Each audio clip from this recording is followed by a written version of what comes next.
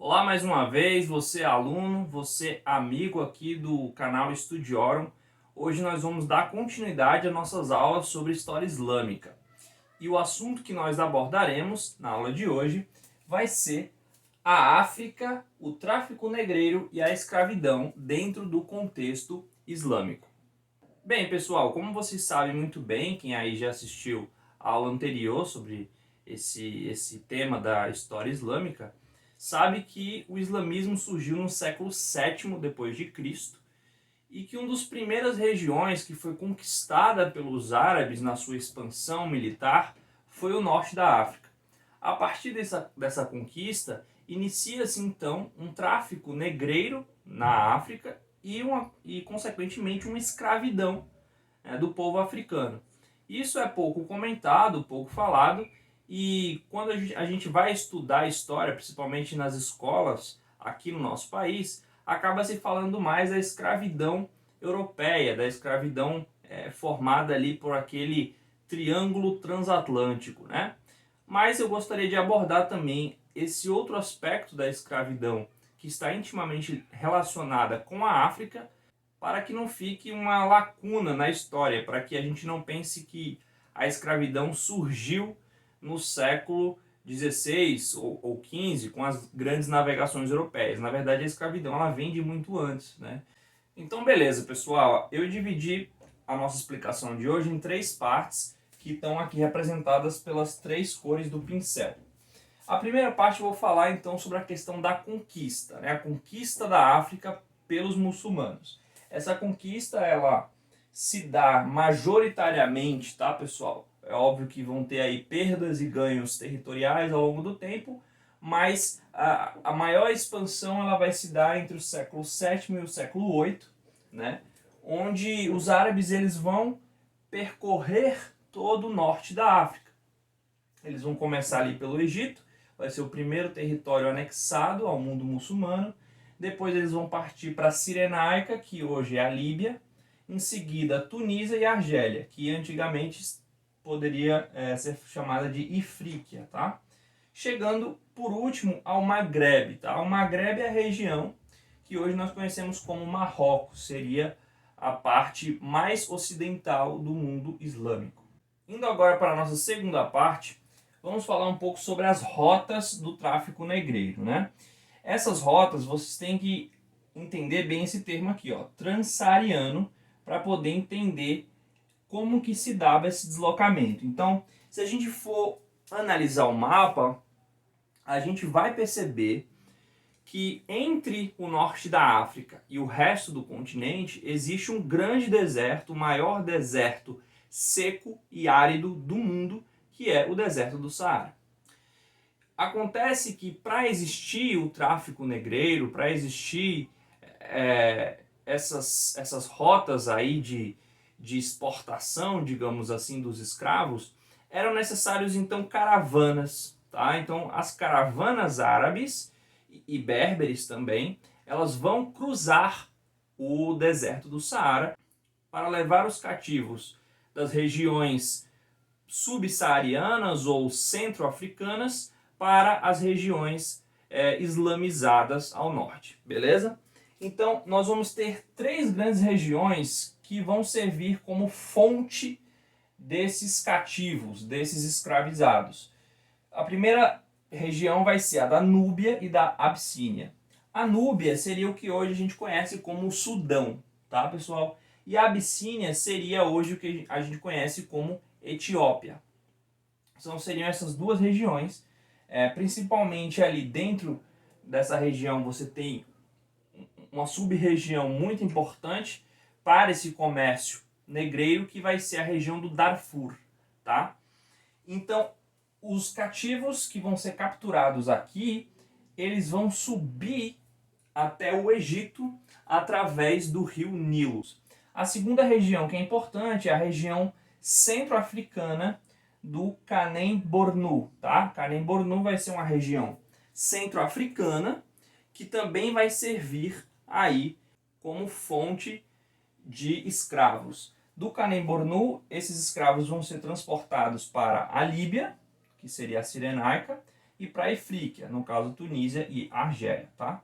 A terceira região, que vai ser a fonte de escravos para o Maghreb, que é o ocidente africano, vão ser os impérios de Gana e Mali. E esses dois impérios, eles um sucedeu ao outro. Então, primeiro havia o Império de Gana, e aí ele acaba no século XIII e logo surge o Império de Mali.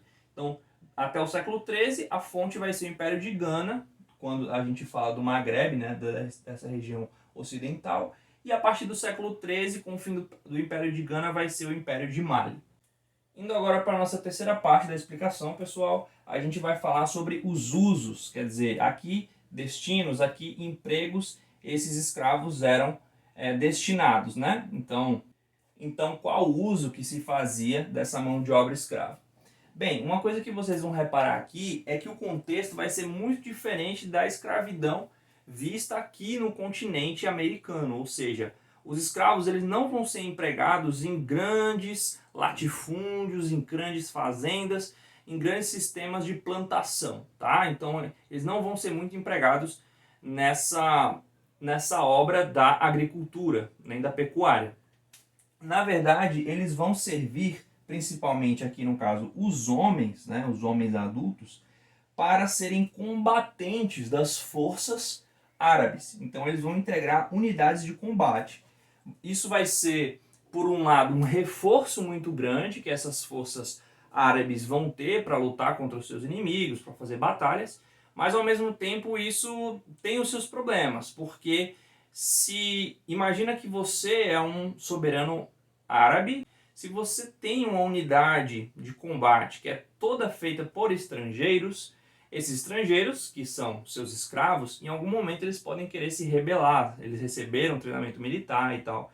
Então esse tipo de unidade, ele sempre vai ter uma relação ali muito importante com o sultão, com o rei, né? Porque ou eles vão ser muito leais ao rei, e em troca o rei vai proteger, vai privilegiar, vai dar toda uma honra especial para eles, vai tratá-los como, digamos, a sua tropa de elite, ou eles vão ter confronto aí, ter conflito, e o rei vai ter que de alguma forma desmantelar ali a organização deles, tá? Em segundo lugar, vamos falar das mulheres. As mulheres, elas serviam as questões domésticas, tá? Então elas vão servir como empregadas domésticas, como servas, tá? Então coloquei aqui servas. Todas as questões mais trabalhosas que são feitas dentro do ambiente de casa, né? Principalmente de oficiais dos altos escalões, né? Que tinham muitas propriedades, tinham muitas terras, tinham muitas casas, e aí precisavam de empregadas, né? Cuidando da parte interna. Elas também vão servir como concubinas, ou seja, elas vão ter acesso ao harém. O que é o harém? O harém é uma parte, um cômodo, digamos assim, um cômodo bem largo, bastante grande, onde ali vai ser o local destinado para as mulheres da casa. Então, as filhas do sultão, a sua esposa ou as suas esposas, elas ficavam destinadas a esse cômodo do harém. Por quê? Porque dentro da cultura islâmica, o homem não pode ver a mulher, a não ser que ela esteja coberta, né, com o véu, né, o hijab e tal, esteja bem coberta. Então, assim, e ele também não pode tocar na mulher. Isso eu estou falando homens que não sejam o marido daquela mulher, certo? Então, o harém, só quem tem acesso é o marido. É o homem que é esposo daquelas mulheres, certo? Ou daquela mulher. E os outros homens, eles têm que se manter longe do harém, porque eles nem podem olhar, porque lá as mulheres, elas andam, digamos, sem todas as suas vestes, elas andam mais despidas, e eles também não podem ter acesso para tocar nelas, tá? E por último a gente tem as crianças que também haviam sido capturadas, né? Também haviam sido escravizadas. Essas crianças, elas vão passar por um processo que a gente chama de castração. O que seria a castração? É quando um menino, no caso aqui desses escravos, esse processo ocorria entre os 7 e os 12 anos. Então, logo ali no início da puberdade, não se deixa passar a puberdade, é um pouquinho antes da puberdade, então entre 7 e 12 anos. Esse processo, então, vai ser um processo em que vai ser feita uma operação, como que uma cirurgia, para a retirada dos órgãos sexuais. Então, dependendo, poderia ser retirado só os testículos ou o pênis, tudo, certo? Os meninos, eles vão ser criados dentro do ambiente doméstico, esses que passam pela castração, e o interesse, então, daquele senhor árabe, né, aquele senhor muçulmano, em fazer castração é fazer com que esse menino ele não adquira fortes características masculinas. Então ele não desenvolva pelos pelo corpo, barba, a voz dele não vai engrossar, não vai desenvolver músculos muito, né, avantajados. Então ele vai continuar com um corpo meio que infantil, pode ser que ele cresça, né, que ele fique alto, mas o corpo bastante esguio, e dessa forma ele se torna menos ofensivo, ele se torna mais dócil. Então a ideia da castração é docilizar aquele indivíduo. Ele perde a capacidade dele de reprodução.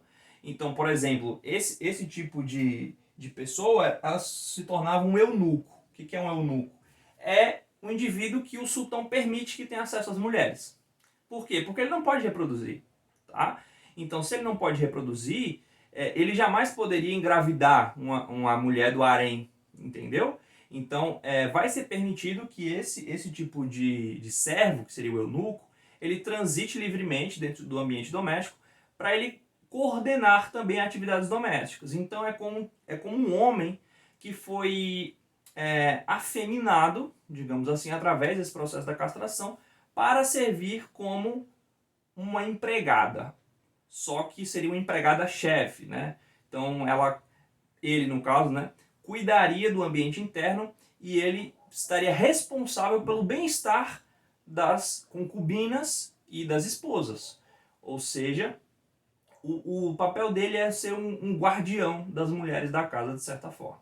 Bem, pessoal, só para fechar aqui a ideia de escravidão no mundo muçulmano, vocês vão perceber que esse processo, né, essa história vai começar aqui no século VII e VIII, com as conquistas, e ele vai se estender por mais 1000 anos. Então, só lá no século, na verdade, mais de 1000 anos, né? Só no século XIX, pro século XX, já bem recente, é que esse tipo de instituição vai perder o apoio, né, de certa forma, internacional e tal. Então, esses países vão sofrer pressões para que esse tipo de arranjo seja desfeito, e aí vai acabar de vez a escravidão. Na verdade, a gente sabe que hoje no mundo árabe, no mundo islâmico, ainda existem situações análogas à escravidão. Né? Óbvio que em todo mundo existe, mas a gente percebe que em determinados países ali, asiáticos, às vezes africanos, não existe uma fiscalização muito grande e esse tipo de situação análoga à escravidão pode ocorrer com um pouco mais de frequência. Bem, pessoal, por hoje é isso. Eu vejo vocês na próxima aula sobre história islâmica. Nós ainda vamos conversar aí sobre o califado abássida e os sucessores, ou seja, o que aconteceu depois do califado abássida, beleza? Um abraço e bons estudos!